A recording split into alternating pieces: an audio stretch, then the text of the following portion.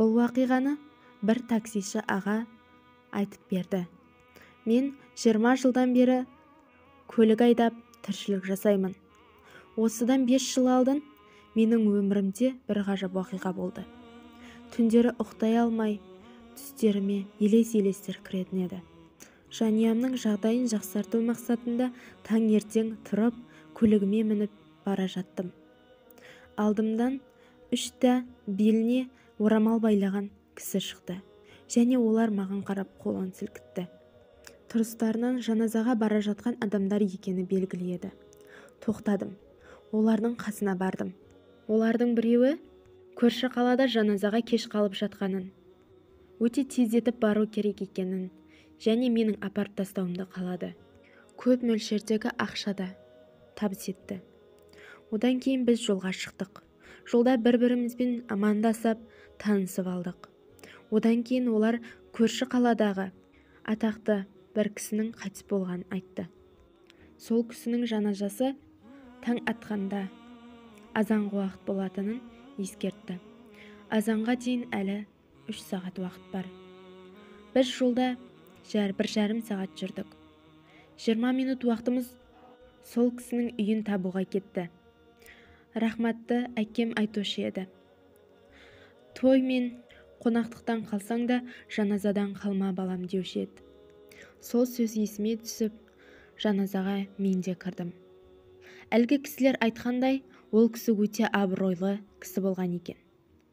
Үйіне кірсек, үйді көп этажды қылып, елге көрінетіндей етіп салған. Ауылға кірсеңіз, бірінші сол кісінің үйі көрінеді екен. Мәйітті табытымен үйден шығарды. Адамдар жаназа оқу мақсатында қатарға тізбектеліп тұрды. Мен де олардың тізбегінің қатарына қосылдым. Иман намазды оқып бастағанында қишу көтеріліп кетті. Мен тізбектің ақырында тұрғаннан кейін маған ешнәрсе естілген жоқ. Кейін мен сол қишу болып жатқан жерге қарап жүре бастадым. Қарасақ, табытты үлкен жылан орап алған екен. Иманның намаз оқуына жол қойып берген жоқ. Есіме түсіп, түндегі жаман түсімнің тәбірі осы екенін білдім. Сол кезде Иман ортаға шығып, былай деді. Бұл кісі тірі кезінде қандай кінә жасағаны бір Аллаға куә. Ей жиналған халық, ағайын туыс. Бұл кісінің тіріде жасаған кінәләрінің кешірілуін дұға етіп Алла тағаладан сұранайық. Егер де осы біздердің сұраған кешірімімізден кейін Алла тағала кешірім жасап, бұл кісіні жаназа мен жер бағырына тапсыруымызға рұқсат берсе деді. Сол ортада бәрі қолын жайып, Алладан бұл кісінің кінәсін кешіруін сұранды. Әп сәтте әлгі үлкен жылан табыттың үстінен жоғалды. Намазды оқып болған, ол табытты көтеріп, әулиеге бардық. Әулиеге барсақ, не көзбен көрейік ки? Қабір әлі қазып болған жоқ екен. Бәр адамдар әңгіме сөз қылып кетті. Бұл адам соншалықты тірі кезінде қандай күнә жасаған екен? Намаз оқуына Алла тағала жол қоймады. Әрең дегенде намазын оқығаннан кейін келіп қарасақ, қабірі де қазылмаған. Бәріміз бірме-бір кетпен алып шаба бастадық. Жер сондай қаттылығынан қолдарымыз қақсап кететін. 4 сағат дегенде жерді қазып болдық. Енді тек қана мәйітті жерлеу қалған еді. Әлгі қайтыс болған кісінің үлкен ұлы лахатқа кірді. Лахатқа кірді дағын астафираллах деп ұшып шықты. Аң-таң, бәрі оған қарай берді. Бала аузында тек қана бір сөз, шаян, шаян дер еді. Лахатқа барып қарасақ, лахаттың іші толы шаян. Алланың соншалықты кешірімді куә екенін біз білеміз. Алла тағаладан өтініп сұрайық деді Иман. Өтініп сұрадық.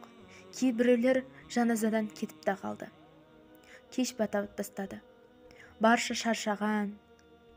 Алла бір рахымшылық көрсетті ме? Шаяндар біртін-біртін жоғала бастады. Мәйітті лахатқа түсіріп көмдік. Жаназа бітіп, бәрі үйіне тарқады. Кейін шелік білсек, ол кісі Көп адамды жұмыс істетіп, жалақысын бермеген екен. Көп қыздардың намысын былғап, оларды зордап пен зорлаған екен. Қатты шаршаған себепті сол үйде жатып қалдық. Таң азанмен мәйітті көруге қабір басына бардық. Не көзбен көрейік ке, табыт ашылған, қабір ашылған.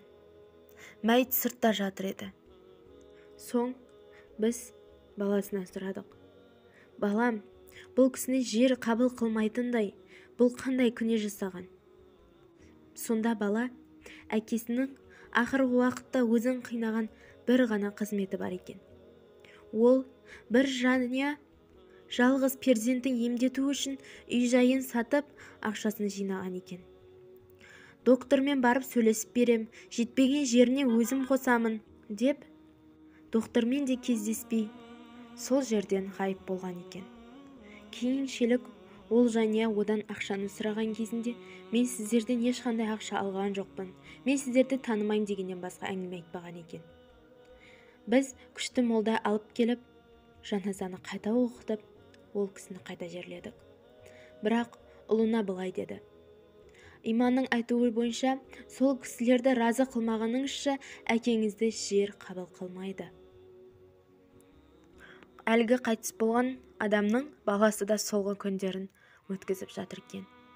Дамламенен бірге барып, ол кісілерге ақшаларын қайтарып оқыттық.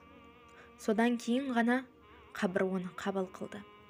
Сол кезде мен ойладым, бұл дүниеде осынша азап беріп жатқанда, ол дүниеде ол кісінің рухы қандай азапта қиналады екен. Біз көзіміз тірісінде көріп жатқан азаптар осы болса, ол дүниеде қандай азаптатпақ. Ей адамзат, иманға келіп Алла тағаладан кешірім сұраңыз. Кәшке Алла тағала біздердің де күнәларымызды кешірсін.